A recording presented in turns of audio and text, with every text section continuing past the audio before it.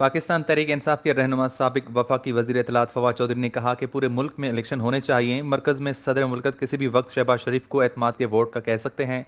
कल पिटीशन दायर कर रहे हैं। हमजा शहबाज वज़ीर आला पंजाब नहीं रहे। लाहौर में मीडिया से गुफ्तगू करते हुए फवाद चौधरी का कहना था कि मेरी नज़र में इस वक्त शहबाज शरीफ के पास 172 वोट नहीं, इस वक्त सियासी बहरान है। अगर सियासी बहरान ठीक होगा तो मुआशी बहरान ठीक होगा।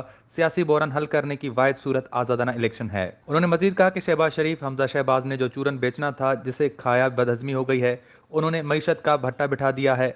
हुकूमत वज़रा की आंखों में आंसू हैं, वो कह रहे हैं किधर बिठा दिया है। हुकूमत के आखिरी दिन चल रहे हैं, उनको ज़्यादा जिद नहीं करनी चाहिए। उमर चीमा सुबह इस्लामाबाद हाई कोर्ट में दरख्वास्त दायर करेंगे। उम्मीद है उमर चीमा गवर्नर हाउस वापस आएंगे। उनका कहना था, हम खुद ही अदालत से रुजू कर रहे हैं। पूरे मुल्क में कोई हुकूमत नहीं है। Chief justice Lahore high court से दरख्वास्त होगी, जल्द फैसला करें ताकि बहरान का खात्मा हो। Chief secretary IG Punjab merit से हटकर फैसलों को रिवर्स करें। अगर गैर कानूनी तैनातियों को जारी रखा गया तो हम कार्रवाई करेंगे।